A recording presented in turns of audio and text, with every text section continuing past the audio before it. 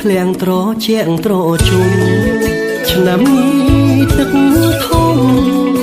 ខ្ញុំមកលេងស្រុករដូវបិណ្ឌភ្ជុំជួបជុំម៉ែពុកដូនតាផ្ដាំទុកកុំភ្លេចស្រុកចេះស្ទឹងអូចូលជន់គុណគប់ចិនដាត្រែងក្នុងជលសា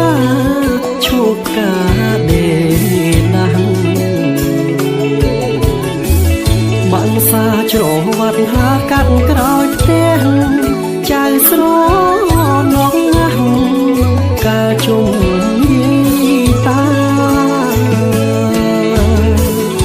កញ្ឆែតបោះតងខ្យងក្តងទឹកជន់បត់មកដងមុនស្ដាប់ទូនអ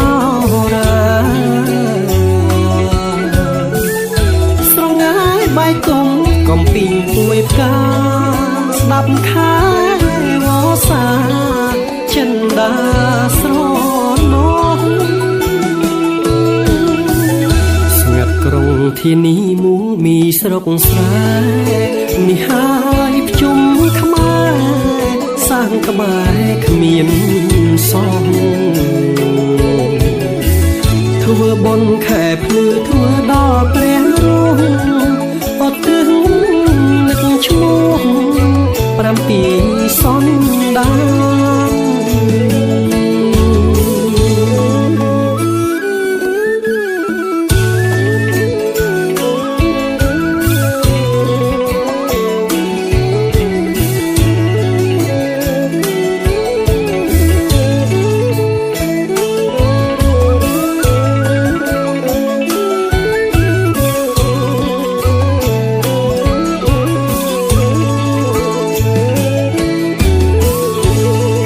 នបោះតងខ្យងក្តងទឹកជុំបត់មកដងមុនស្ដាប់ទូនអរាស្រងាយបាយគុំកំពីងពួយផ្កាស្ដាប់ខែវស្សាចិនដាស្រណងស្ងាត់ក្រុងធានីមូមីស្រុកស្រែនេះហើយភ្ជុំខ្មែរសាងក្បែរគ្មាន